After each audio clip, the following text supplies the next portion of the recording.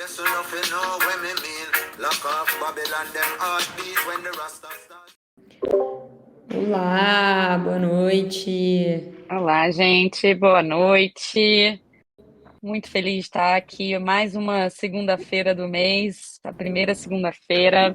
Eu sou a Bianca Brito, uma das fundadoras da Cora. E para quem não conhece, a Cora é uma comunidade de mulheres que buscam se conectar, educar e co-criar uma Web3 mais plural e inclusiva. E hoje a gente está aqui, né, mais uma segunda-feira para conversar com vocês, para falar um assunto super bacana e que gera muitas dúvidas para quem está entrando na Web3, trazendo uma convidada muito especial. E também no final, a gente vai, né, Amanda, anunciar uma coisa muito importante para a gente, um novo capítulo na nossa história, mas a gente vai deixar para o final para dar um spoiler aí para vocês. E para quem está escutando o Decentra Talks pela primeira vez, que veio aí pela primeira vez, toda a primeira segunda do mês o Decentra Talks é um Talks by Cora. Então a gente convida aqui uma Cora da nossa comunidade para falar um pouquinho sobre como que ela está atuando na Web3 e também tirar dúvidas com vocês aí no final. Tá bom? Prazer imenso estar aqui em mais uma segunda-feira, direto de São Paulo, e é isso aí. Demais. Primeiro, excelente música aí, Fê. Obrigada, você sempre arrasando na escolha musical. Queria dar uma boa noite para todo mundo que está aqui, super prazer. Mais um Decentra com a Cora. Em breve teremos notícias aí, como a Bianca falou, então fiquem até o final. O papo hoje vai ser super interessante. A convidada de hoje é mais do que especial, porque além de ser uma Cora, ela literalmente veste a camisa da Cora, não é mesmo? Tá sempre aí postando foto com o nosso casaco, com a nossa camisa, tá em tudo. Então, Lorenza, seja muito bem-vinda hoje ao Decentra by Cora. Boa noite, gente. É um super prazer estar aqui hoje com vocês. Queria agradecer ao pessoal do Centra, agradecer as meninas da Cora. E como não vestir a camisa de um projeto tão incrível, né, gente? Não tem como. E ainda mais uma camisa tão linda, né? Porque não é só o projeto que é incrível, o blusão é maravilhoso também. Demais, é um prazer ter você aqui. Muito bem-vinda, Lorenzi. Para a gente começar e aquecendo esse papo, a gente sempre gosta, até mesmo para quem está ouvindo aqui, saber mais um pouquinho da jornada, de como que as pessoas entram na Web3, né? O que que impacta, e principalmente você, que vem de uma área aí, que é uma área mais tradicional, né? Que é a área jurídica. Então, conta pra gente, assim, o que que te impactou para entrar na Web3? Como é que você vê essas novas tecnologias impactando a sua área de atuação? E claro, né, como que você conheceu a Cora no meio desse caminho? Qual o impacto que a Cora teve aí na sua vida? Então, gente, a Web3 entrou na minha vida, acho que como na vida de muitas pessoas, com um investimento em cripto inicialmente, né? Então, em 2018, mais ou menos, meu namorado começou a investir de forma mais pesada em cripto, e eu comecei a gostar desse ambiente, comecei, na minha cabeça, tudo aquilo fazia muito sentido, e foi fazendo mais sentido a cada vez que eu aprendia mais. E eu tava dentro da faculdade de Direito, prestes a me formar. Eu já sabia que eu queria trabalhar com moda, então eu já sabia que eu ia sair dali, eu ia fazer pós-graduação em Direito da Moda, que eu fiz na Santa Marcelina, em São Paulo. E acho que o segundo ou terceiro módulo da pós-graduação foi sobre Fashion Tech. Dentro desse módulo, eu comecei a ver, assim, cara, tecnologias super disruptivas, coisas super disruptivas, assim, entre moda e tecnologia e tal, e eu comecei a pesquisar cada vez mais sobre isso. Falei, pô, tem alguma coisa aqui, né? A gente tá falando aí sobre moda, tipo, um dos maiores mercados do mundo, né? Como é que isso tá lá fora? E comecei a procurar movimentos de moda tecnológica fora do Brasil. Foi quando eu descobri as primeiras marcas de moda que estavam começando a fazer roupa digital, estavam começando a falar sobre a possibilidade de um metaverso ou de um NFT, uma coisa mais descentralizada. E eu comecei a estudar, tipo, na mesma semana eu comecei a estudar sobre isso. Fiquei maluca, eu falei, cara, me achei, é aqui, tudo faz sentido.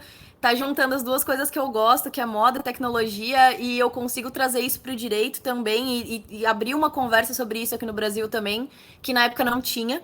Então, na minha pós-graduação, o meu TCC foi sobre os NFTs e a proteção da moda. Então, foi muito interessante porque a gente não tinha nenhuma discussão. Foi em 2019 ainda, então ninguém estava falando sobre isso, não tinha tido boom dos NFTs ainda. Foi uma loucura para achar material para conseguir escrever esse TCC. E, enfim, a partir daí eu comecei a estudar, não consegui parar mais e cada vez mais comecei a ver conexões do meu mundo com o mundo descentralizado. É só até uma licença, Lorenza, porque eu pulei no roteiro aqui o seu currículo, porque eu achei ele tão incrível e assim, até mesmo eu quis trazer esse warm-up para agora você abrir e falar para o pessoal quem é a Lorenza, o que que ela faz e contar um pouquinho para a gente, porque eu acho que é muito mais bacana você se apresentar e contar aí do seu currículo incrível, essa mistura aí de moda com direito e como que você traz esses universos para a Web3. Então conta pra gente aí um pouquinho dessa sua bio para todo mundo entender o quanto que esse talk hoje vai render muita conversa. Então, gente, e falando também um pouco sobre como eu encontrei a Cora, né? Nesse meio que você acabou me perguntando, eu não te respondi, mas assim, a Cora surgiu de um post do LinkedIn, que eu tava dizendo como era difícil trabalhar como mulher dentro da Web3. Eu não tava achando outras mulheres, eu tava desesperada procurando outras mulheres. Falei, cara, eu vou colocar um post no LinkedIn com, tipo, várias hashtags e vamos ver, tipo, se alguma dessas mulheres consegue alcançar, né? Esse post consegue chegar nessas pessoas. E aí, tem um comentário de um amigo de vocês duas, né? E quando ele marcou vocês, logo a Amanda já veio conversar comigo, falou, meu, a gente também tava com essa luta, a gente também não tava achando mulheres e agora a gente tem um grupo nosso. E eu lembro que eu entrei na Cora, nós éramos 50 mulheres só dentro daquele grupo. Eram só 50 mulheres que estavam ali. A gente já tinham conversas incríveis e super inspiradoras. E cada vez mais eu vejo esse grupo crescendo, esse monte de gente chegando. E eu falo, cara, é isso. A gente consegue ver que as mulheres realmente estão tomando espaço e ganhando essa cena, assim, com muita clareza, graças a Deus, né? Mas sobre mim, gente, eu sou advogada. Eu fiz o meu bacharelado na PUC, em Campinas. E assim, eu sempre amei o direito, eu sempre soube que eu seria advogada, mas eu sempre achei o direito extremamente quadradinho. Eu não sou nada quadradinha, eu sou muito criativa, eu tenho um lado criativo muito grande. Eu sabia que eu faria direito, mas eu não seria uma advogada convencional, eu queria fazer uma coisa diferente. E eu comecei a escutar falar sobre fashion law, que é o direito da moda, em outros países, principalmente em Nova York, tinha um movimento muito forte lá. Tem até, tipo, vários bootcamps sobre fashion law em Nova York, enfim, e tava rolando um movimento muito grande mundialmente falando. Falei, cara, me achei, porque eu consigo juntar o meu lado criativo com a parte da moda. O universo da moda, gente, só para vocês entenderem, né, o porquê que a gente tem uma área do direito dedicada para isso, é um universo muito diferente. Ele precisa de respostas diferentes, de uma agilidade diferente. A gente precisa de movimentações estratégicas de forma diferente e a gente tem preocupações diferentes. Então, tem muita gente que fala, a gente consegue, eu consigo atuar porque eu sou advogado empresarial, por exemplo. Mas nem sempre, porque existem pequenas coisinhas, assim, especificidades do mercado da moda que se você não tiver imerso nesse lugar, você não vai conseguir entender, assim, sabe? Não são problemas que são fáceis de resolver. E aí, dentro da pós-graduação, eu fiz uma pós-graduação super diferente lá na Santa Marcelina, lá em São Paulo, que é uma das melhores faculdades de moda que a gente tem na América Latina. E eles são, assim, incríveis, porque eles têm uma pegada muito diferente. Então, na segunda-feira eu tinha aula de moda. Na segunda-feira eu tinha que desenhar croquis, montar coleção, montar arara de loja, fazer desenho. Nossa, cara, era uma loucura. Montar desfile, era uma loucura. E na quarta-feira a gente tinha as aulas de direito voltadas para a proteção dessas coisas que a gente criou na segunda-feira.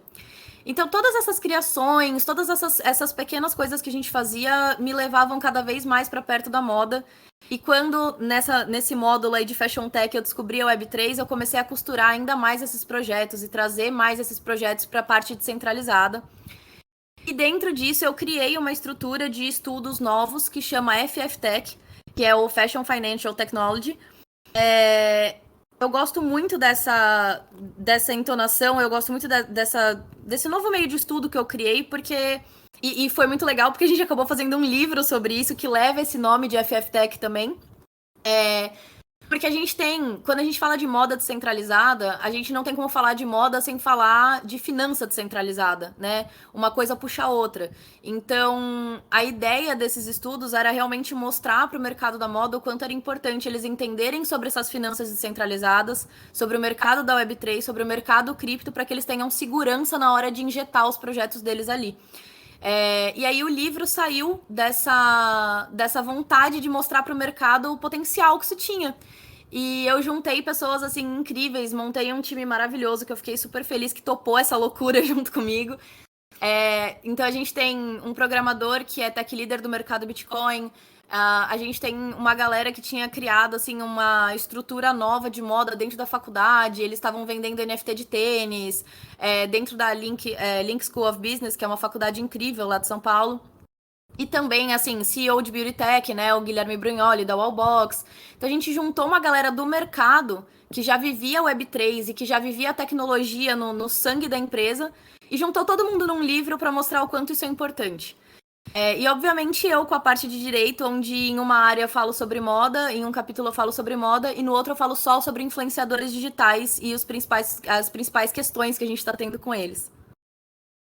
Lô, eu vou aproveitar para puxar uma pergunta aqui, que talvez não seja tão focada no mercado de moda, mas acho que dentro do universo, né, do direito, quais são as maiores barreiras ou dificuldades que um advogado hoje enfrenta para entrar nesse mercado, né? E aí vou dar uma visão aqui minha, se eu estou na linha correta ou não, mas a informação está chegando nesse mercado? Como que as pessoas estão explorando isso? Não estão? Como é que você visualiza isso, né? Você começou lá em 2018 por influência do seu namorado, né? Mas talvez se não fosse isso, como você observa que a Web3 está sendo comunicada principalmente para a galera que atua com o direito? Não só na moda, né? Agora vou olhar para um ponto, uma questão mais geral, assim.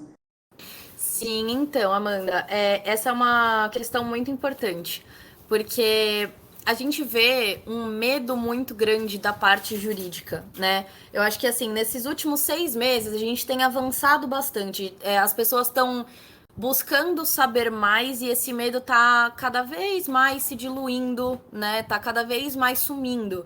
Mas, ao mesmo tempo, a gente tem muitos desafios. E os desafios acho que o principal desafio é porque quem estuda o direito, quem seja jurista, seja advogado, seja juiz, seja o que for, quem estuda o direito está acostumado a ter um direito do seu lado que já está ali, ele já está pronto, né? As coisas já estão prontas, você sabe como elas funcionam, você sabe onde acontecem as coisas. E a gente está trazendo dentro do mercado descentralizado um ambiente que ninguém nunca viu. E a pessoa fala, não, mas a internet foi a mesma coisa. Eu não vejo da mesma forma. Eu vejo que foi uma super disrupção. A gente tinha realmente questões tecnológicas que na época, a galera do direito surtou também. Mas o que eu vejo hoje é diferente no descentralizado quando a gente não consegue enxergar o parâmetro territorial, né? Então, para uma lei fazer efeito, além dela ter que passar por um procedimento correto, obviamente, ela precisa de limite demográfico, ela precisa de limite territorial. E quando a gente tira esse limite territorial, as coisas ficam um pouco confusas. Então, o principal desafio é a gente não entrar com o vademecum debaixo do braço de uma vez só e falar, putz, vamos regular, vamos regular, vamos regular. Tem gente querendo regular um negócio que não tá pronto, sabe? Então, essa é a primeira preocupação. A primeira preocupação é a gente dar um passo para trás, respirar fundo e entender que a caixinha da faculdade ela vai precisar ser um pouquinho expandida. A gente vai precisar sair um pouquinho da caixinha da faculdade e das nossas rotinas para entender melhor o que é esse ambiente, entender melhor como a gente vai atuar dentro desse ambiente, sabe? Então, acho que essa é a questão principal. Sobre as informações estarem chegando, é o que eu falei, nesses últimos 6 meses eu acredito que elas têm vindo com mais força, mas porque eu vejo uma vontade muito grande das pessoas em entenderem o que é. dá uma vontade muito grande até do ser humano mesmo, seja para poder criticar com veemência, né? Criticar com pauta, vamos falar assim, seja pra gente conseguir conversar ou de fato entender. Mas eu vejo muito mais advogados hoje querendo realmente entender para atender melhor os seus clientes. Porque o advogado, a gente trabalha com pauta no que os nossos clientes pedem pra gente. Então, se a sua base de clientes está começando a entrar nesse universo e você não souber sobre esse universo, você não vai saber proteger seu cliente com clareza. E isso é um problema, né? Se você não fizer, com certeza a outra pessoa vai fazer. Então, essa questão, assim, nos últimos 6 meses eu tenho visto mais interesse e tenho visto essas informações chegarem mais. Mas essas pequenas barreiras da gente tirar essa limitação mental que a gente tem, essa limitação de querer regular, de querer impor uma legislação direto, de querer, enfim, a gente precisa tirar um pouco isso, sabe? Tirar um pouco o pé disso. Acho que essa é uma das maiores dificuldades que a gente tem hoje. E eu acho que muito legal isso que você falou do limite demográfico, né? Porque eu costumo dizer muito que o metaverso não tem borda, né? E por ele não ter borda, assim, Exato. são inúmeras as possibilidades e o que a gente pode criar ali dentro, né? Então, assim, é muito legal você trazer isso do ponto de vista do direito, porque o profissional do direito, a meu ver, né, que veio de publicidade, eu sempre vi com um profissional com muitos estereótipos, né? Um profissional que ele segue regras pré-estabelecidas e parece que aquelas regras elas vão demorar muito para mudar, né? E eu acho que a gente está vivendo numa mudança aí de evolução da internet, né? Dessa era da atenção que também já gerou, né, muita rapidez, muita aceleração, a forma como as pessoas se relacionam, mas para a era da propriedade, que é ainda mais importante, né? Sobre as pessoas terem alguma coisa. E isso precisa de uma legislação, né? Porque eu acho que a era das plataformas, da atenção que a gente vive hoje ainda, ela era uma era de relação, né? Menos sobre a propriedade, você ter Sim. alguma coisa, porque você está dentro de uma plataforma que é pré-estabelecida pela regra daquela plataforma. Então, é o que eu sempre falo, leiam os termos e condições. Se você leu aquilo ali, você aceitou, então é aquilo ali, você está seguindo aquilo ali. O que aquela empresa pode fazer com você é tudo, basicamente, que está escrito ali.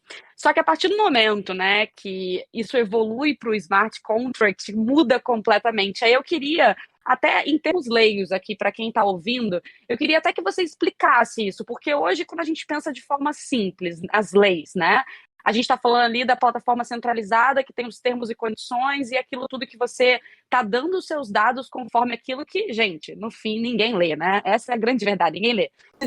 E a gente está evoluindo para uma economia onde a gente assina um contrato inteligente, né, para fazer parte dessa descentralização.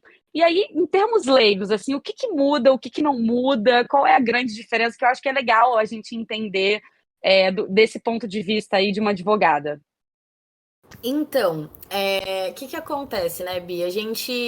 Quando a gente pensa em todas as plataformas que a gente tem hoje, essa mudança que a gente está tendo da Web 2, onde você lê e produz, para a Web 3, onde você lê, produz e detém o que você faz, a gente está entrando exatamente nessa era que você falou, na era da criação, né? Na era da exposição mesmo, das nossas ideias, da detenção dos nossos dados, que é uma coisa que até então era meio impossível, né? Era uma coisa que deixava todo mundo meio de cabelo em pé, assim.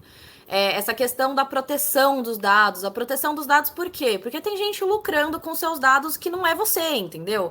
Então, isso era uma questão da Web 2 que ela era muito conversada e, enfim, tinha muito problema em cima disso. Tanto que a gente criou essas regulamentações base e a gente sabe que hoje em dia é o que você falou. Alguém lê aquilo? Não lê. E se você lê, você vai ficar de cabelo em pé pra saber o que você aceitou há tantos anos atrás no Instagram. Se você lê os termos e condições do Instagram, você vai ficar maluco. E isso é uma coisa que na Web3 a gente traz para esses contratos inteligentes e o que é importante, né? Aí a gente já entra também numa questão que é um problema jurídico que a gente tem hoje. Qual que vai ser o lugar se você precisar acionar alguém eventualmente judicialmente? A gente fala, tá, gente, eu vou deixar super claro isso. Acionar alguém judicialmente dentro da Web3 nunca vai ser a primeira opção. Por quê? Porque a gente tem um escalonamento, é como se fosse uma empresa. Dentro da empresa você vai conversando com a escala de pessoas até chegar no presidente, né? Então, a gente nunca leva o problema direto para o presidente, a gente vai tentando resolver coisas antes. Eu acho que essa também é uma barreira que a gente tem que tirar, né, da nossa cabeça de advogado, do negócio do embate judicial imediato. Tipo, meu Deus, vou processar. Não. A gente para, respira, reflete. E a calma precisa agir um pouco em cima disso. Por quê? Porque quando a gente está falando de um lugar onde a gente está sendo regido por um smart contract, e isso é fato, tá, gente? Smart contract, ele é juridicamente binding. Tipo, você realmente tá conectado por aquilo ali. Então, ele tem poder jurídico, porque ele é como qualquer outro contrato. Independente dele estar em código ou não, ele é um contrato. Então, isso já é uma coisa que a gente tem muito na nossa cabeça. Se o contrato está ali, ele deve ser cumprido. Só pelo nome dele ser contrato, ele já deve ser cumprido. Mas, Lô, tive um problema, tive alguma questão. Como é que eu trago isso? Como é que eu resolvo isso?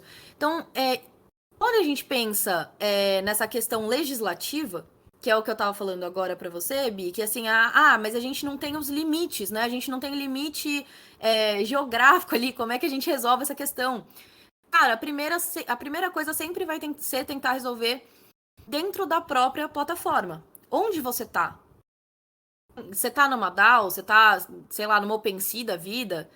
Como que você resolve? Quais são os termos que essa plataforma te expôs para que você pudesse resolver esse problema? Acho que essa é a primeira questão. E diferente do que a gente vive hoje na Web 2, porque hoje, por exemplo, se você tiver um problema com o Instagram, você tentar entrar em contato com o Instagram, você vai chorar, porque o Instagram não responde. Eles não respondem. Já teve cliente meu com conta clonada do Instagram, com foto dos filhos da pessoa, e ela tentando desesperadamente tirar a conta do ar, e ela não conseguia tirar aquela conta do ar, porque pelo código do Instagram não parecia que a conta tinha nada de errado. Então o Instagram não tirava a conta do ar. Então quando a gente para e pensa em como tudo isso age dentro da Web 2, por que a gente vê esse embate jurídico numa coisa tão óbvia? Primeiro porque a gente sabe que, por exemplo, a Meta tem uma sede no Brasil, e essa sede no Brasil fica em São Paulo, não sei aonde, e por conta disso eu consigo enviar uma notificação extrajudicial ou uma notificação judicial para aquele lugar. Agora, e se eu tiver um problema no Decentraland, que tem, tipo, sei lá, milhões de pessoas trabalhando ao redor do mundo, para quem que eu vou mandar isso? Eu preciso desse contato muito rápido e muito prático com a própria plataforma. Então, a primeira coisa que a gente vê nesse sentido de proteção é o escalonamento para a plataforma, inicialmente. Então, tive um problema, quais são os termos de uso dentro disso? E os termos de uso dentro disso, dentro dessa plataforma, dentro desses ambientes, eles são totalmente... eles são juridicamente válidos. Completamente juridicamente válidos. Então, se eu tiver um problema e eu levar para um juiz brasileiro, isso quer dizer que ele vai resolver? Aí a gente já vai entrar num segundo ponto. Que é uma das maiores questões que a gente tem hoje. Ele vai resolver? Não sei te dizer. Porque a gente não tem ainda um lugar. A gente não sabe ainda onde oferecer esse tipo de demanda. Quando eu falei para vocês agora há pouco que a gente tem um problema, né, de todo mundo cada um num canto, enfim, a gente não ter a questão jurídica, tirar essa barreira geográfica e tal, esse é um dos problemas, porque na legislação a gente sabe quando a gente vai protocolar o processo no domicílio da vítima, no domicílio do réu, onde que isso vai ser, onde que isso vai acontecer. Quando a gente fala de Web3, a gente não tem isso ainda. Então, essas questões, elas ainda estão sendo construídas. A gente ainda está no nebuloso dentro disso. A gente não tem casos para estudar. Então, os casos vão acontecendo e a gente vai pegando no meio do caminho ali, tipo, isso aqui deu certo? Isso aqui funciona, né? Então, acho que essa é a questão principal. A gente tem sim que se preocupar com os termos e condições na Web3, porque aquele termo e condição, ele é um contrato. E se você, por algum motivo, quebrar aquele contrato, você vai ser quicado da plataforma. Você vai ter um prejuízo dos seus bens que determinadamente estavam naquela plataforma. Então, se torna cada vez mais necessário a leitura dos termos e condições. E esses documentos também estão se tornando cada vez mais simples. Se você for pegar os termos das plataformas de Web 2, você vai ver que eles são gigantes, eles têm terminologias super complicadas, eles falam de um monte de coisa que às vezes a gente fica até confuso, porque você lê uma palavra num lugar, depois parece que falaram o contrário, é meio confuso. Dentro da Web3, eles tendem a ser mais sucintos, esses contratos tendem a ser mais sucintos e mais claros. Fica muito claro qual que é a regra daquela comunidade e o que acontece se você quebrar essa regra. Demais, Lu, esse ponto que você falou agora, achei super interessante sobre a linguagem, né? Por mais que às vezes a gente que está muito imerso no tema, a gente já passou por algumas barreiras, né? Aquela barreira inicial de entender a tecnologia, de achar no início tudo muito difícil, abstrato. E aí você vai começando a estudar mais, isso vira uma rotina, e então algumas coisas vão ficando mais tranquilas ao nosso entendimento, né? Vamos dizer assim, nada como treino, né? Como recorrência, de ver esses conteúdos e acompanhar tudo como a gente acaba fazendo na nossa rotina, trabalhando com isso. Mas é bem interessante você mostrar isso, né? Essa diferença da linguagem e como isso reflete também um comportamento que talvez seja muito natural também da Web3, né? Como as pessoas querem se comunicar, como as pessoas querem gerar acesso, como a gente quer ver esse ecossistema crescer, né? Através da informação, através de aspectos mais claros para as pessoas, né? Um Ah, bom E só ponto. um E só um comentário, Amanda, rapidinho, mas é isso que ela falou que vai ficar mais simples. Eu fico imaginando os termos e condições da Web3 sendo um vídeo de 10 segundos, de 15 segundos, porque eu acho que é a única informação que as pessoas vão consumir, né? Sem Nossa, dúvida. eu concordo muito, concordo muito. Ó, eu queria aproveitar para puxar uma pergunta agora. Acho que esse é um ponto que você traz de talvez de melhoria ou de atenção para a gente, né, aqui. E para quem está atuando, trabalhando, quer começar, e provavelmente temos aqui nessa plateia alguns advogados, imagino eu, pelo tema que a gente divulgou, né?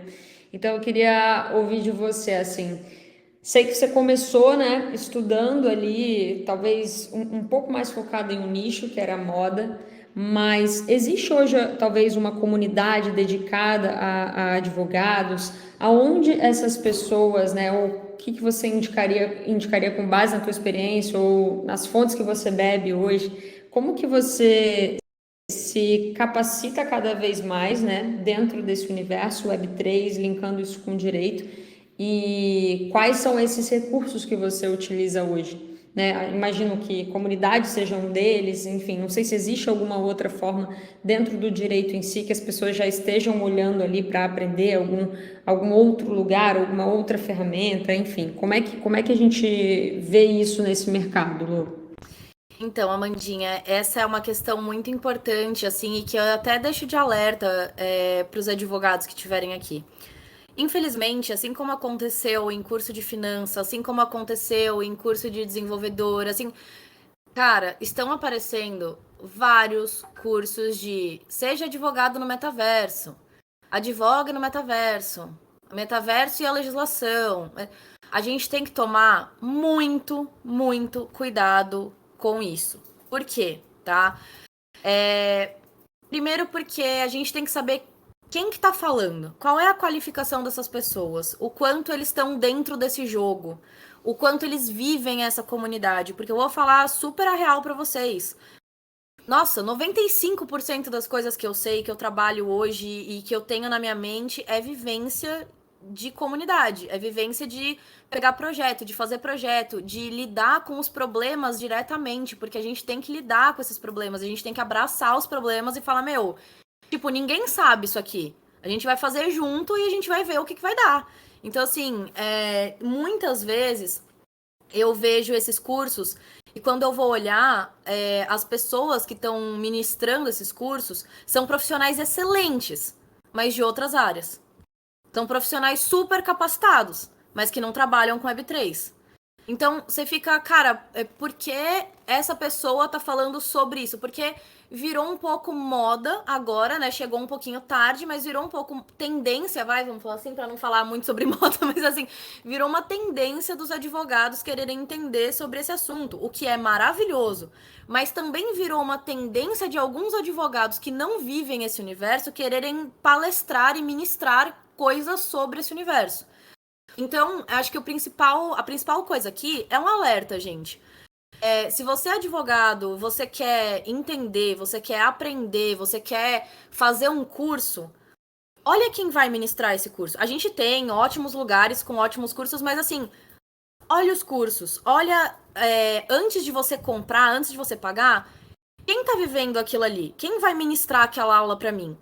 Essa pessoa, o que ela faz da vida? Quais são os clientes dela ou qual o tipo de atuação dela? Olha o Instagram, vai atrás, vê se essa pessoa tá vivendo aquilo. Porque se você falar pra mim, e isso é uma coisa muito engraçada, porque pra quem é do direito, tudo a gente pega em livro. Tudo. Toda a nossa jurisprudência de site e tal, mas assim, é jurisprudência e a gente puxa de livro daqui, livro de lá, é tudo livro. É tudo livro. Tanto que a primeira coisa, quando você fala pra alguém que você vai entrar na faculdade de Direito e a pessoa é um pouquinho mais velha, ela sempre fala: Nossa, vai ter que gostar de ler, hein? É a primeira coisa que todo mundo fala. A primeira. Então, assim, da parte jurídica, todo mundo tá muito acostumado a querer puxar essas informações de livro. E aqui é mais, tipo, skin in the game, sabe? É um negócio mais. Você vai ministrar o teu conhecimento jurídico que você já tem do lado de fora, da tua base de criação.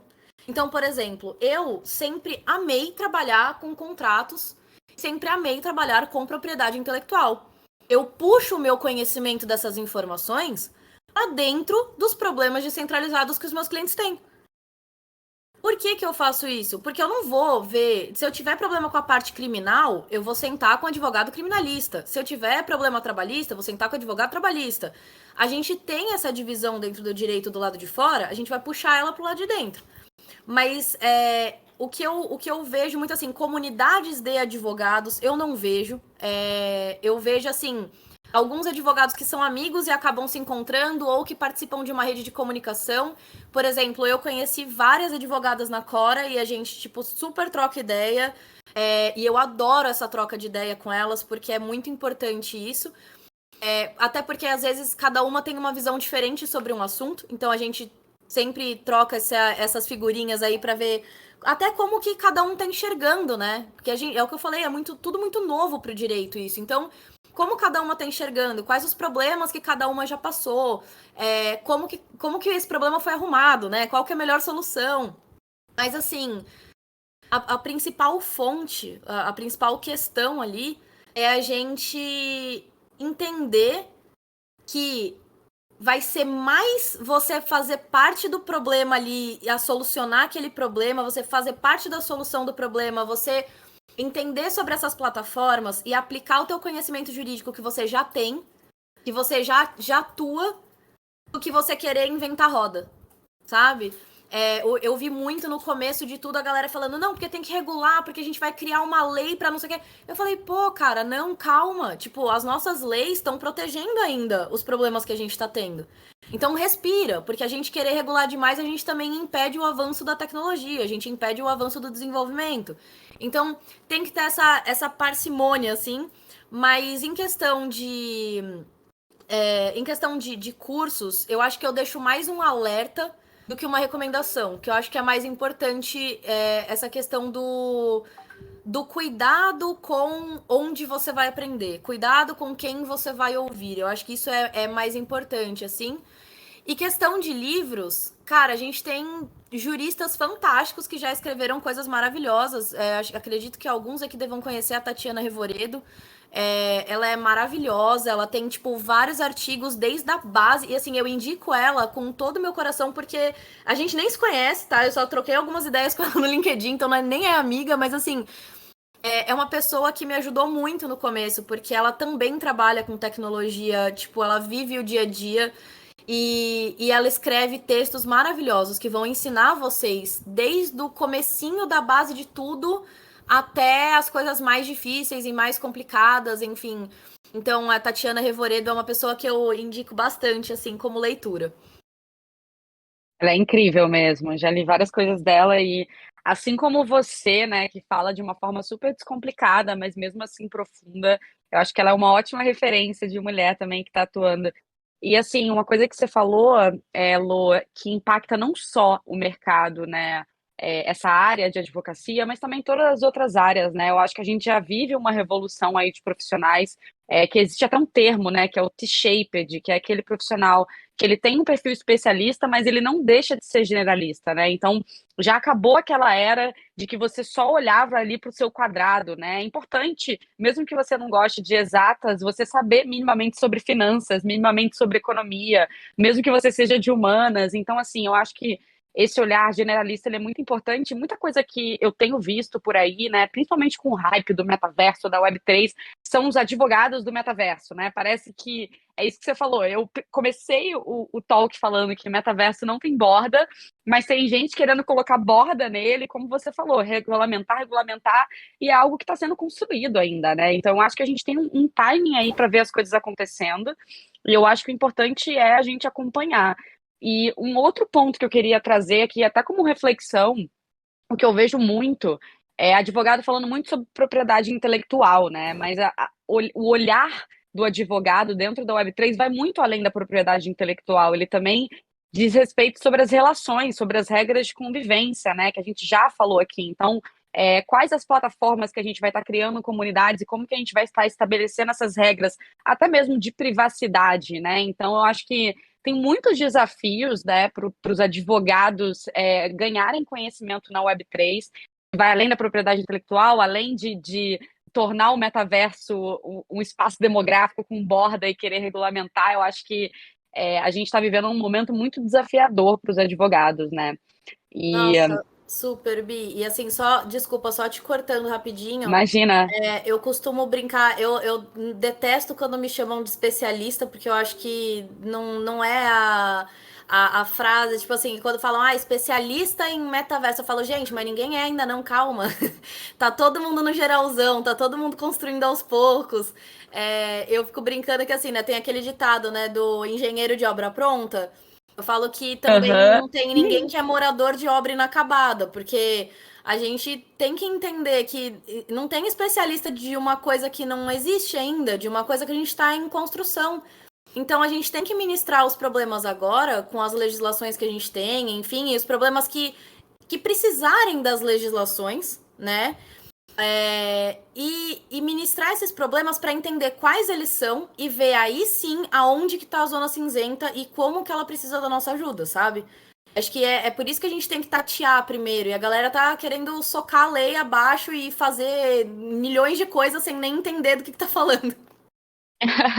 Exatamente, exatamente. E a gente está chegando numa parte do nosso papo aqui que a gente quer fazer uma dinâmica com você, Lu, que é a dinâmica do mito ou verdade, até mesmo para a gente desmistificar alguns pontos aqui que são muito importantes. Então, eu vou começar aqui, depois a Amanda continua. Beleza. Mas eu acho que é importante, até entrando um pouquinho, né, nesse assunto de direito autoral. Então, o mito ou verdade é o seguinte: todos os projetos de artistas em NFT têm autorização total de direitos autorais. Isso é mito ou é verdade? Como que o cara, a partir do momento que ele minta uma NFT, como que ele controla isso? E se ele controla, ou todo mundo tem direito aí de pegar o NFT dele e fazer o que quiser com esse NFT? Isso é mito ou verdade? Isso é um grandíssimo mito, Bi. A beleza da Web3 está na gente fazer as coisas da forma como a gente entende melhor, da gente direcionar as criações da forma que a gente entender melhor. E para isso, tem os smart contracts. E por que o pessoal sempre fala, mas por que você gosta de saber do projeto desde o começo? Por causa desse tipo de situação. Eu gosto de saber do projeto, eu gosto de participar do projeto do começo ao fim, eu gosto de entender as coisas por quê? Porque assim eu entendo o que o meu cliente quer. Ele quer ser um Bored Ape da vida? Ele quer que as pessoas possam fazer restaurante e lucrar em cima daquela arte? Ele quer que as pessoas possam colocar numa camiseta? Ele quer colocar alguma restrição? Tipo, pode colocar numa camiseta, mas não pode colocar no tênis? Não sei. O mito disso é um dos maiores medos que os artistas têm hoje. que é o de entrar na Web3 e, de repente, as suas obras serem uma propriedade imaculada de todo mundo e cada um fazer o que quiser com ela. Não. Você vai vender aquela obra com o teu intuito. Se você quiser ceder tudo, você pode ceder tudo. Se você não quiser ceder nada, você também pode só vender o NFT pelo NFT. Se você quiser ceder algumas coisas, então, tipo, igual essa questão que eu tava falando, você pode, por exemplo, estampar o seu NFT na tua blusa, mas você não pode abrir um restaurante com ele. Você tem uso pessoal, mas não tem uso comercial. Então a gente consegue limitar essas coisas através do próprio smart contract que vai ser veiculado para a pessoa que comprar. Então esse é um grande mito e é um mito que causa muito medo, às vezes, em artistas e criadores novos que querem entrar nesse ambiente. Perfeito, Lô. A primeira parte da dinâmica você já acabou respondendo, então a gente foi logo para a segunda aqui, que era se o metaverso era uma terra sem lei, e você claramente disse que não. Então, Bianca puxou a próxima e eu vou para a última afirmação aqui do nosso mito ou verdade.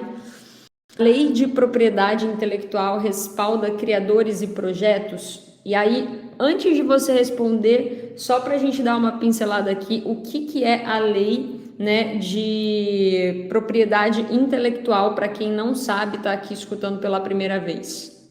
Vamos lá, gente. A Lei de Propriedade Intelectual, ou LPI, como ela é carinhosamente chamada no meio jurídico, ela é uma lei que ela regula as marcas, as patentes, os desenhos industriais.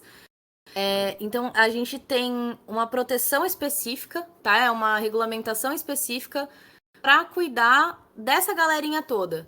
E a gente também tem a LDA, que é a Lei de Direitos Autorais, que vai cuidar só de direitos autorais, né? Essas legislações, elas vão tratar sobre como você registra a sua marca, como você requer a sua patente. Hoje a gente vai sair daqui com uma lição de casa, tá, gente? Ninguém mais vai falar de registrar patente aqui, tá? Hoje a gente sai com essa lição de casa. Eu tenho essa missão em todos os talks que eu faço. A gente registra... isso é muito engraçado, que todo mundo fala registrar patente, mas a gente registra a marca e a gente pede a patente, tá? Então eu acho isso super engraçado, mas eu acho importante a gente especificar a diferença delas duas, né? Então, quando a gente vai fazer registro de marca, quando a gente vai pedir uma patente porque você fez alguma inovação ou você criou um negócio muito diferente, um desenho industrial de alguma peça, de alguma coisa, tudo essa lei respalda. E ela vai te falar como você vai pedir, quem pode pedir, quais as proteções você vai ter quando o seu registro sair, quando você tiver com esse direito na sua mão, quais são os seus direitos, o que você não pode fazer. Então, essas legislações, elas regulam esses pontos específicos de marcas, patentes, desenhos industriais e afins. E aí a LDA, que é a Lei de Direitos Autorais, faz a mesma coisa com os direitos autorais. Então, quem pode pedir, por quanto tempo está vigente, o que não pode fazer, o que pode fazer, proteção contra terceiros, enfim. Elas regulam meio que a dinâmica desse universo da propriedade, literalmente da propriedade intelectual de todo mundo. Demais. Acho que está claro. Legal. Ninguém vai confundir mais nada aqui sobre patente. Cara, eu Perfeito. queria só aproveitar aqui. Recentemente, né, em uma das conversas que a gente teve, você me contou sobre o quanto a lei de propriedade intelectual no Brasil ela é aclamada no mundo todo, né? E aí eu queria que você explicasse um pouquinho sobre isso, né? O porquê disso. E você me falou, Amanda, cara, a gente é exemplo lá fora, as pessoas procuram isso para realmente tomar como exemplo de alguns projetos e ter esse respaldo e tudo mais. Então, eu queria só que você desse uma última pincelada aí sobre esse tema, de o que faz, né, a nossa lei de propriedade intelectual ser tão aclamada, bem vista lá fora. Gente, a gente tem uma questão, assim, as legislações do Brasil, elas são sempre atualizadas, né? A gente atualiza muito as nossas legislações. A lei de propriedade intelectual e a lei dos direitos autorais, elas são realmente muito, muito, muito aclamadas lá fora. Se você me perguntar o motivo, na minha cabeça, eu imagino que é porque o brasileiro é muito criativo e a gente achou por bem fazer com que essas criações fossem extremamente protegidas. Mas quando a gente fala sobre a própria legislação, cara, a nossa lei ela é muito amarradinha. Então, os nossos criadores, eles têm muita proteção em cima do que eles fazem.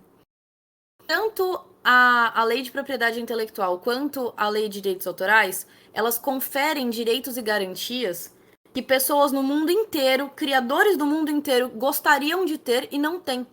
Um exemplo disso, né? Aqui no Brasil, a gente tem, pela lei de direitos autorais, o direito do autor dividido em duas coisas: o direito comercial e o direito moral. Então, o direito patrimonial e o direito moral. O direito patrimonial é o que você. É o de você vender a tua obra. Você quer vender teu negócio? Vende. Direito moral é o direito que te dá um respaldo caso essa pessoa faça alguma coisa que te ofenda com essa obra, né? Então, só para vocês terem ideia, acho que só o Brasil e, se eu não me engano, a Itália, eu acho que é a Itália, que tem esse direito moral, mas ninguém no mundo tem. Então, os nossos criadores, eles são extremamente bem protegidos. E isso causa uma invejinha nos outros países, porque as outras legislações que a gente tem lá fora, elas são legislações muito voltadas para a parte comercial. Então, vendeu, e é isso aí, você não tem mais o que fazer, você tem o direito de vender, ponto. Então, essas pequenas questões fazem com que a nossa lei seja muito bem amarrada e ela seja realmente um exemplo internacional. Ela é uma lei super antiga, tá? Ela é a LPI é de 96. Então, assim, a gente já estava falando sobre isso em 96 e o resto do mundo não. Então, algumas coisas fazem com que a gente seja exemplo. Uma delas é o tempo que a gente está atuando nisso. A outra delas é a nossa lei ser extremamente clara sobre o que pode, o que não pode e como se faz. E o terceiro ponto mais importante é realmente a full proteção que tem para os nossos criadores. Tá? Eu acho que assim, a questão do direito moral, inclusive, ela é muito importante da gente mencionar aqui, que o direito moral do autor, ele não é e não pode, nem se ele quiser, ser comercializado de alguma forma. Então, se você comprar alguma coisa de alguém no mundo físico e a pessoa fala, não, eu te vendo os direitos patrimoniais e os direitos morais, ela não pode fazer isso. Mesmo se for dela, ela não pode fazer isso, porque a lei proíbe. E aí é que entram as facilidades da Web3 também. Porque dentro da Web3, caso você coloque no seu smart contract que você está cedendo os seus direitos morais, é uma opção sua de ceder. Só que é importante também, caso os direitos morais não sejam seus, por favor, consulte a pessoa se ela quer fazer isso, né? É super importante esse ponto também. Até eu acho isso sempre muito legal, Lô, porque eu tenho estudado muito sobre esse olhar que os sem direitos reservados, né, para quem já ouviu falar nesse termo que é o Creative Commons Zero, ele tem impactado no universo das NFTs, né? Então tem um projeto super famoso que se chama Nons, né, que é um projeto que é totalmente criado para a comunidade.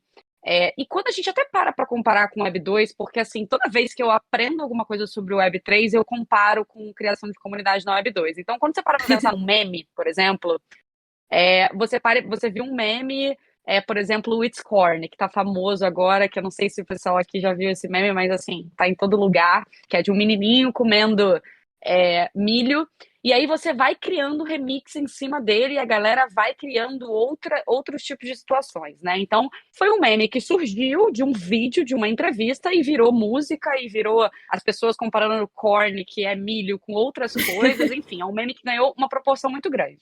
Então você imagina, para a primeira pessoa que criou esse meme, ela estivesse ganhando em cima disso, né? E as outras que foram criando memes em cima dos memes também estivessem ganhando.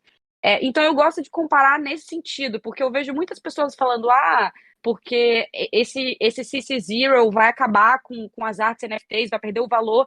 E eu consigo enxergar exatamente o contrário quando eu comparo com a cultura dos memes. Porque é exatamente isso, assim. Imagina se todo mundo que está criando meme o dia inteiro, seja no Instagram, seja no TikTok, tivesse ganhando dinheiro à medida que os memes vão Exatamente. fazendo sucesso.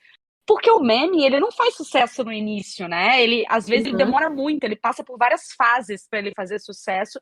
E são criadas várias comunidades em cima dos memes, né? Tem gente que gosta de um tipo de humor, tem gente que gosta de outro, um afeta uma faixa etária, outro afeta outro. Então, assim, eu acho sensacional a cultura dos memes e eu vejo ela entrando na Web3 por meio de NFTs.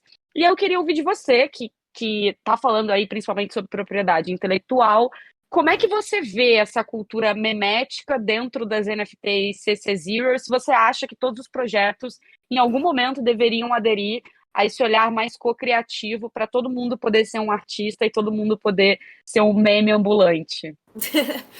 Cara, eu adoro esse tema. Também estou estudando muito sobre isso. Eu acho que o que eu mais gosto da Web3, e aí é até um ponto que tem vários advogados que discordam de mim nesse sentido, mas o que eu mais gosto da Web3 é a liberdade que a gente tem da gente fazer o que a gente quiser com o que a gente criar. Eu acho que essa liberdade de você ter o CC Zero e você poder, enfim, deixar que outras pessoas repliquem da forma delas e ganhem com isso, você ter um smart contract falando que ninguém pode copiar e que ninguém pode fazer igual, eu acho linda essa exposição de vontade, porque se é seu, tem que ter o direito de comercializar do jeito que você quiser, desde que você, obviamente, não fira, né, os direitos de outras pessoas, enfim. Cara, você tem esse direito, sabe? Essa questão da comunidade criativa, eu vejo, da mesma forma que você, Bi, eu vejo ela sendo extremamente positiva, porque a gente tem criações, é o que você acabou de falar, a gente tem criações diárias e ininterruptas de meme. A gente consegue fazer meme com as maiores desgraças do mundo e todo mundo achar engraçado. A gente consegue fazer piada com qualquer coisa. E assim, o Brasil é um alto produtor disso. A gente tem muitos memes que saem daqui e chegam lá fora e ganham expansão lá fora. Quando a gente pensa nisso, pô, imagina se essa pessoa que criou aqui, e eu digo mesmo até pra dança do TikTok, por exemplo. Tem muita gente, muito criador, que fez danças maravilhosas pro TikTok, e aí um influenciador gigante viu, gostou e fez, e todo mundo dá o direito de autoria para o influenciador e não pro coreógrafo que fez. Então a gente tem algumas questões em que esse ponto da cocriação vai ajudar demais. Vai ajudar muito. A gente tem uma. Eu entendo o ponto das. Entendo ainda, né? Algum dos pontos das pessoas que falam, pô, não, mas eu sou artista, eu faço isso profissionalmente, aí cada um vai poder fazer. Mas, cara, eu acho que existe uma diferença muito grande, até no olhar da pessoa, sabe? Eu acho que hoje em dia a gente. Eu até brinco super com isso, que hoje em dia, diploma é um pedaço de papel. Tem gente de 16 anos fazendo código melhor que gente que é formada em Harvard. Tipo, qualquer coisa hoje é possível. Eu acho que as mentes criativas, elas estão em qualquer lugar. Elas podem ter cara de advogado, podem ter cara de médico do lado de fora. E dentro da Web3, elas podem ter a cara que elas quiserem. Elas podem simplesmente liberar a criatividade delas ali. Então, eu vejo que essa comunidade de cocriação, ela exala cada dia mais o propósito da Web3. Que é a formação desse laço, que é a formação dessa integração de tipo, pô, eu vou vender isso aqui do jeito que eu quiser, e se eu não quiser vender também, eu vou deixar lá exposto. Se eu quiser colocar um fundo social em cima disso, eu coloco. Então, eu vejo infinitas possibilidades e eu acho que o CC Zero vai, tipo, ajudar demais nisso. Mas eu também preciso deixar claro que eu espero que as pessoas estudem sobre antes delas entrarem nesses projetos sem saber o que é e acabarem cedendo coisas que elas não gostariam. Então, a questão do estudo na Web3, ela é muito importante, cara. Eu acho que eu tenho um ditado que eu falo que você trabalha com Web3, você dorme se achando um gênio. Você fala, meu, sou muito incrível, e você acorda um analfabeto digital, porque do dia pra noite muda tudo. Então, é um estudo constante, é uma procura constante por conhecimento que eu acho que a gente não vai poder parar, independente de qual forma de criação você estiver fazendo. Bom, agora a bola está comigo aqui. Eu vou fazer a nossa última pergunta e depois a gente vai para a pergunta do público aqui, da galera que já colocou ali no nosso chat. Então, só para a gente não perder aqui a conexão, né, com todo o propósito da Cora, queria que você desse uma visão de como que você, né, sendo uma mulher, atuando com direito, quais as dificuldades que você ainda enxerga, né, dentro da profissão e agora explorando um caminho um pouco novo, né? Quais as barreiras e dificuldades que você tem acompanhado para trabalhar em projetos sendo uma mulher? Só para a gente conseguir também ter um viés um pouco da profissão, né? De quais são essas barreiras e como isso reflete no que você tem feito. E nessa busca constante que temos, né?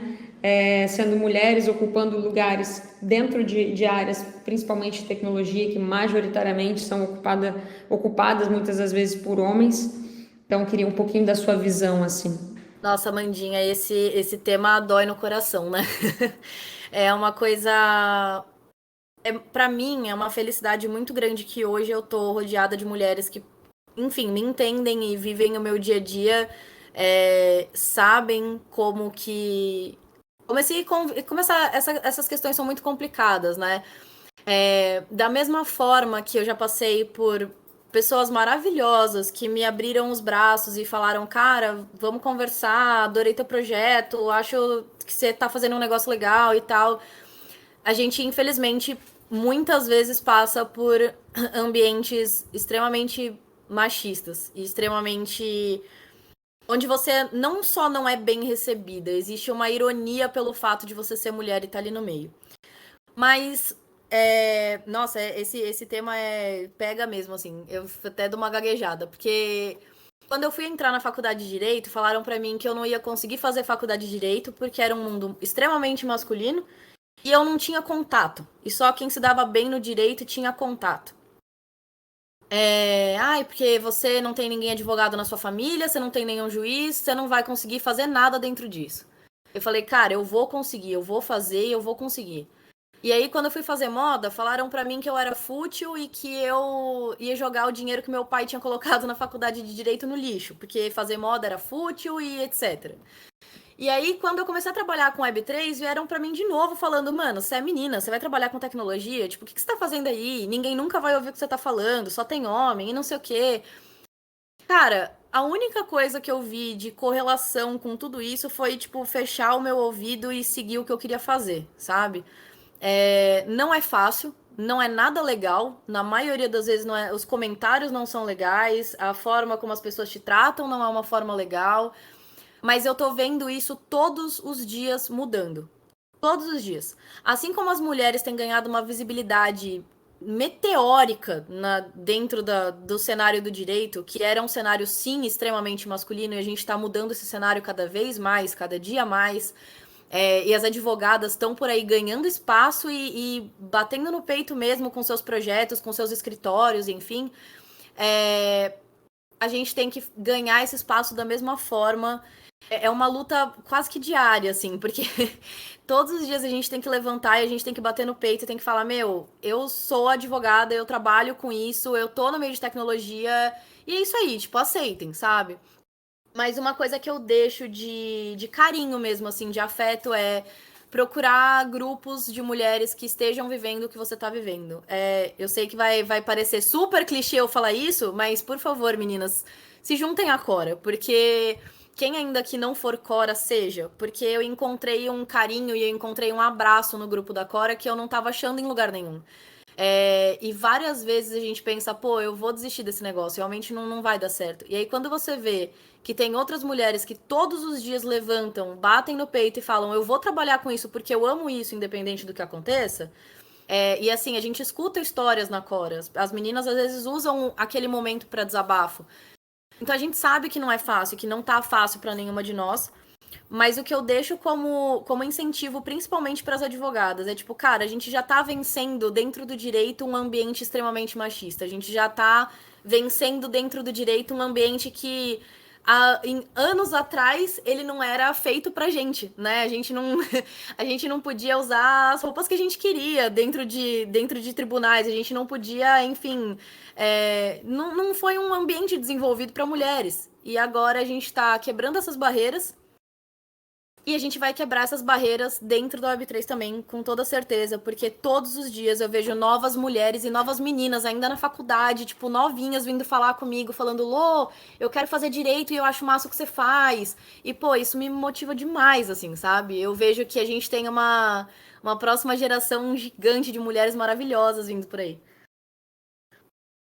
Incrível, Lô, que relato ainda. Fez um super jabá da Cora, né, Amanda? A gente não vai nem precisar falar aqui muita coisa, mas eu acho que é legal a gente levantar um ponto aqui, até antes da gente ir para as perguntas e contar a novidade para vocês, que é o seguinte: a Web3 não é um mundo separado, né? Então, assim, quando a gente fala de ter mais mulheres na Web3, é sobre ter mais mulheres evoluindo juntas. Para onde o mundo vai, né? Então, algumas Exatamente. pessoas me perguntam, mas a Core é só para quem gosta de Web3, é só para.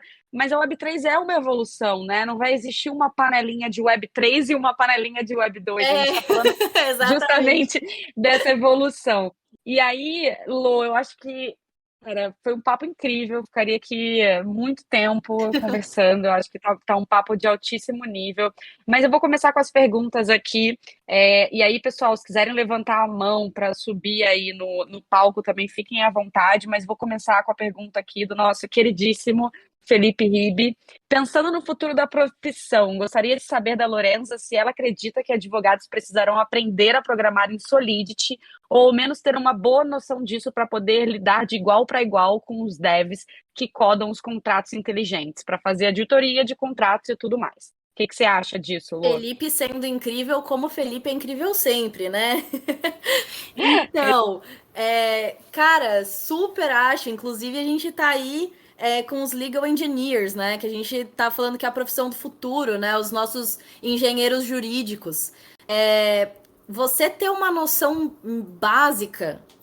Não. Ai, Lô, nossa, mas você tava falando até agora que você conseguiu entrar sem saber codar. Eu realmente, eu não sabia nada. Tô querendo aprender agora, inclusive. Tô começando a aprender agora. Mas estou começando a aprender agora porque eu tô vendo esse movimento. Eu tô vendo que eu vou ajudar muito mais os meus clientes se eu souber o que está escrito nesses contratos, ou se eu mesma conseguir editar determinados códigos. Por exemplo, sei lá, ele quer uma proteção que está numa lei e eu consigo trazer essa proteção para dentro do smart contract em forma de código. Cara, eu consigo codar isso e mandar pro meu dev para ele conseguir inserir no contrato onde ele achar melhor. Então, assim, essa fusão dos dois é extremamente importante. E eu vejo que cada vez mais os advogados e os juristas, enfim, vão começar a caminhar e entender a importância disso, com toda certeza. Poxa, muito legal. Amanda, quer puxar a próxima? Eu puxo aqui. Tem várias perguntas e eu quero Ai, que segurar todos bom! vocês Pode puxar a para o próxima final. também, Vivi. Puxa a próxima Tá aí, eu bom, sigo com as outras duas últimas aqui.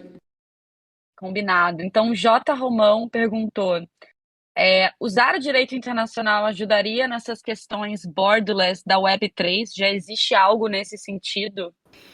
Então, existe uma galera querendo trazer bastante essa questão das legislações internacionais, né? Mas essas legislações, elas têm o mesmo problema que a nossa legislação nacional. Elas precisam entender onde está o quê. Dentro da Web3, nem sempre a gente tem essa resposta. Então, a legislação internacional ajuda muito, muito mesmo, e eu tenho certeza que esse tipo de legislação é o que vai ajudar muita gente em vários casos, mas a gente ainda tem esse problema de entender onde está o quê. As legislações, elas é o que eu conversei com vocês no começo, né? A legislação, ela tem dentro dela o negócio de saber onde está o limite territorial para que ela possa atuar. Então, onde eu vou entrar com a ação? Onde eu vou mandar a notificação? O que eu vou fazer? Essa marca estava em qual país? Essa DAO estava em qual país? Onde foi cometida a infração? Esse tipo de questão são questões que dificultam ainda a entrada da legislação dentro da Web3. Então, assim, igual a gente estava falando, né? A Web3 ela é uma terra sem lei, né? Os mundos descentralizados é uma terra sem lei. Não é, porque a gente consegue trazer os nossos problemas para a terra, né? Um exemplo que eu vou usar aqui, que é um exemplo de moda, mas é um caso que rolou no mundo físico, foi o caso da Hermé. Eles têm uma bolsa e essa bolsa foi copiada por um designer que estava vendendo NFTs dessa bolsa. A Hermê não tem nada no metaverso. Não tinha, né? Agora eles vão começar a entrar.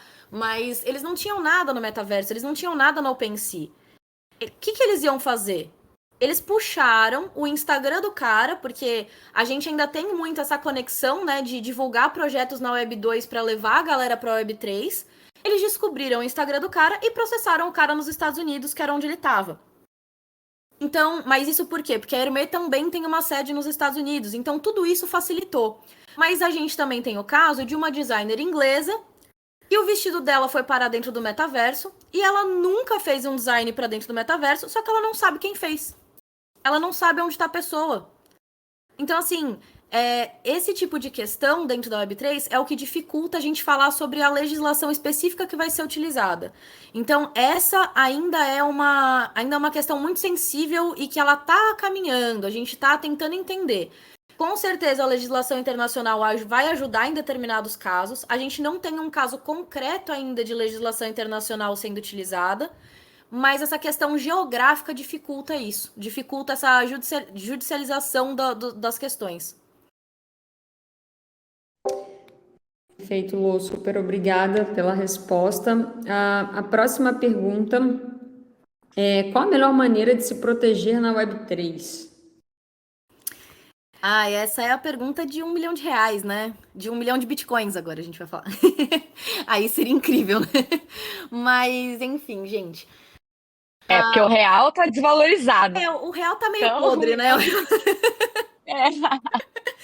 Mas assim, gente, vamos lá. A questão da proteção dentro da Web3, a gente tem muitos ICs, né? Falando em proteção de projeto, eu sempre indico e vou continuar indicando que a gente mantenha também as proteções no mundo físico, tá? Porque nada vai impedir que a sua marca seja copiada, nada vai impedir que uma pessoa lance o mesmo projeto que tenha o seu nome. E aí, por exemplo, tá? Lembra que a gente estava falando agora que a legislação do Brasil ela é aclamada no mundo inteiro quando fala de propriedade intelectual. As marcas, elas estão muito inseridas nesse ambiente. Então, quando a gente fala sobre marca, o Brasil faz parte dos maiores tratados de marca do mundo. Então, a gente está em quase todos os tratados que falam de marca, a gente está. Então, imagina assim, você lançou um projeto, dali uma semana alguém foi lá e lançou um projeto com o mesmo nome que o seu, ali uma identidade visual extremamente parecida, mas você tinha um registro da sua marca, você tinha um registro ali das tuas coisas, da tua coleção, enfim. Ainda que seja um registro no INPI mesmo, né, na nossa burocracia do mundo físico, se você descobrir quem é a pessoa que está fazendo esse projeto e você precisar demonstrar, não só judicialmente, mas se você precisar demonstrar para a plataforma, para DAO, para OpenSea, seja para quem for, e você precisar demonstrar que aquela pessoa tá te copiando, porque eu não sei se vocês sabem, mas assim, a maioria das nossas plataformas que a gente usa hoje, tanto de DAO quanto de marketplace de NFTs, enfim, a gente tem essa questão importante que eles falam: se você ferir o direito de outra pessoa, você vai ser quicado daqui sem dó nem piedade. Então, é bom a gente ter esses registros de tudo, gente, de tudo. E hoje a gente tem vários aplicativos que estão tentando substituir essas burocracias do mundo físico. Então, a gente tem um que eu acho que chama Avantix, eu me esqueci o nome dele agora, mas ele te dá ele te dá um registro, você coloca ali a tua ideia, você coloca, enfim, o que você quer registrar, e ele deixa aquilo registrado com timestamp, da onde foi, o IP do computador que você fez. Ele deixa tudo bonitinho, tudo certinho. Então, a proteção principal, cara, registrem as coisas de vocês, né? Vão atrás dessa proteção que, ainda que pareça muito primária, em algum momento, se você tiver um problema, ela vai ser muito necessária. E sempre tenha, cara, sempre tenha, aí eu vou puxar muita sardinha pro meu lado, mas tenha sempre um bom desenvolvedor e um bom advogado, cara, porque são duas pessoas que elas precisam estar do seu lado para proteger e te falar o que você precisa proteger. Se for arte, vai ser de um jeito, se for moda, vai ser de outro, se for benefício, vai ser de outro. Como que a gente vai fazer tudo isso e linkar tudo isso? Então, todas essas proteções, elas têm que estar muito bem amarradas, tanto no roadmap, no termo de uso, na política de privacidade e principalmente no smart contract, que vai ser o mais importante. Vamos para a última pergunta aqui do nosso chat, porque uma você acabou respondendo aí no meio do caminho. Vamos lá, a última. Como uma pessoa advogada pode se destacar no mercado Web3? Olha, dentro do que a gente tem hoje, se você estudar muito, entender muito sobre os projetos e entender, principalmente, acho que assim, tá, gente? Eu vou falar de cara, não tem uma fórmula mágica. Não tem uma fórmula mágica. E isso vai. Aí entra. A pessoa que fez isso com certeza deve estar dentro da área do direito, e eu já falo a palavra que todo advogado fala: depende, né? Eu acho que depende do que você tá buscando, depende do que você. De qual é o seu objetivo. Mas quando você fala assim, no geral, esteja imerso em todas as comunidades que fazem sentido para você. Entenda essas comunidades de dentro para fora. Entenda a importância delas, entenda o que elas estão entregando. E una isso com o teu conhecimento jurídico. Traga isso para você. Na hora de buscar um cliente, não explica o porquê que ele tem que. Não explica o medo da Web3. Explica o porquê que é um benefício para ele ter um advogado que entende sobre o tema. Não, a gente não tem que botar medo nas pessoas para que elas contratem advogados. A gente tem que mostrar o benefício que é você ter um advogado que entende sobre esse tema e como ele pode ajudar dentro do projeto, como ele pode ajudar o seu dev a desenvolver um código mais seguro, como ele pode desenvolver os contratos no mundo físico para que o seu projeto no mundo físico esteja totalmente amarrado. Então, assim, eu acho que existem várias formas da gente brilhar nesse meio. Mas hoje em dia, só de você ter ali skin in the game, tipo, mergulhar mesmo nas comunidades, trazer à tona essa vivência e não ser um profissional de livro, igual eu falei, aqueles profissionais que você olha lá, estão dando curso e você não sabe nem de onde que a pessoa, de onde que ela tirou aquelas informações. Cara, só isso já vai te deixar 1 quilômetro na frente de muita gente. Incrível, Lô. Mais uma vez, assim, obrigada por essa aula, por ter falado de uma maneira super descomplicada de assuntos tão complexos, porém importantes. E, gente, agora chegamos no nosso momento final e a gente está muito orgulhosa de dividir uma novidade com vocês. Fazendo um resumo rápido aqui para quem não conhece a Cora é uma comunidade que nasceu ali no WhatsApp no final de maio. E ela tem nem 5 meses ainda, mas a gente nasceu no WhatsApp justamente para conseguir trazer mais pessoas da Web 2 para esse universo de Web 3, para discutir, para conversar, para aprender. Mas a gente lançou o nosso Discord hoje. Eu vou compartilhar o link com vocês.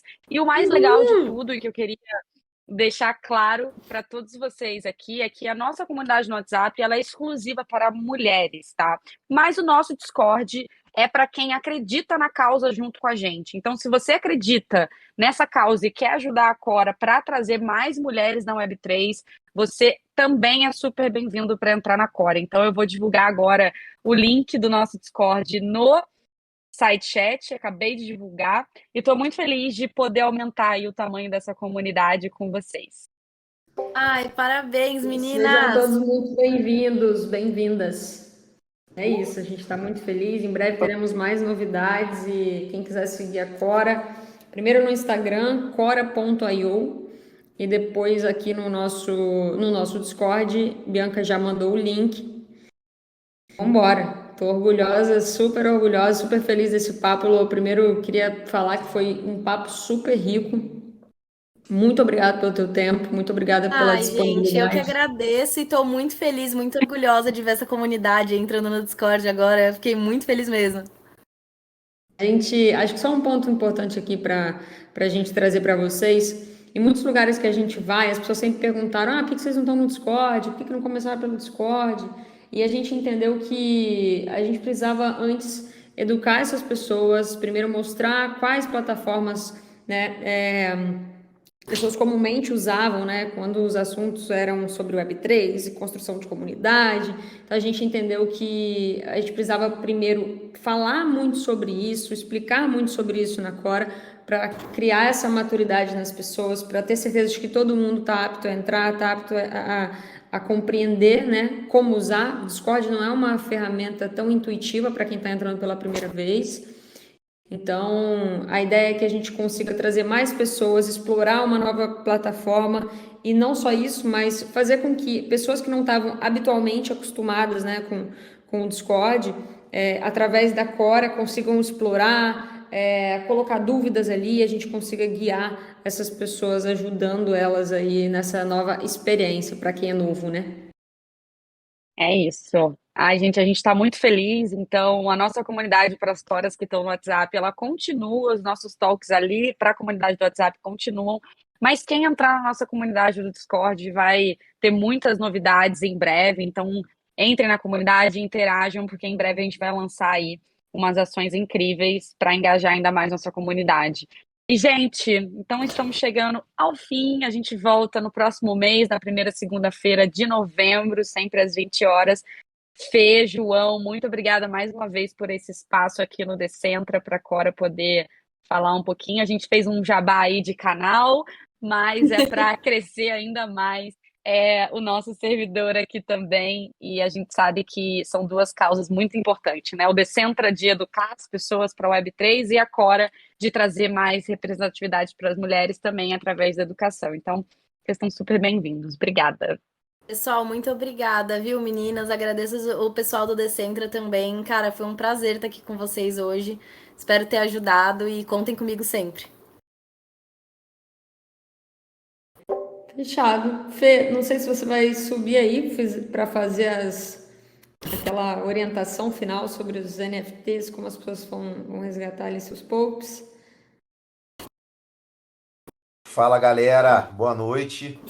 Boa noite, Amanda, Bianca, Lorenza. Pô, incrível o Tox. Achei que eu não ia conseguir acompanhar, mas consegui ficar aqui. Pô, show de bola, valeu muito a pena. Galera, obrigado a todo mundo pela presença. Como a Amanda falou, só para lembrar, a gente tem um canal Garanta Seu NFT, tem um formulário ali. Todo Tox que a gente faz aqui, a gente manda para a carteira das pessoas um proof of attendance, digamos assim, né? Que a gente minta. E é só entrar ali no Garanta Seu NFT, tem o formulário, preencham com o ID de vocês aqui do Discord e a chave pública da carteira de vocês. Lembrando que precisa ser uma carteira compatível com o Polygon. E lembrando também, como a Bianca falou, toda primeira segunda-feira do mês temos o Decentra Talks by Cora e toda segunda-feira a gente tem o Decentra Talks. Então na semana que vem a gente está de volta, mas semana que vem não vai ser segunda, especialmente vai ser na terça, porque segunda é o meu aniversário. E aí, se eu faço Talks, minha esposa vai ficar muito brava, porque ela quer sair para jantar comigo. Então, semana que vem, especialmente, vai ser na terça-feira, dia 11, mas usualmente, às segundas-feiras, tem o Decentra Talks e a nossa comunidade 24/7 sempre tem um monte de notícias sendo compartilhada aqui e tudo mais, então sintam-se à vontade para participar. Aqui o objetivo é sempre esse, todo mundo engrandecendo todo mundo. Meninas, muito obrigado mais uma vez pelo Talks incrível. Lorenza, seja sempre bem-vinda aqui também na nossa comunidade e vamos entrar também no Discord da Cora, galera. Ótima semana para todo mundo e até a próxima. Tchau, tchau.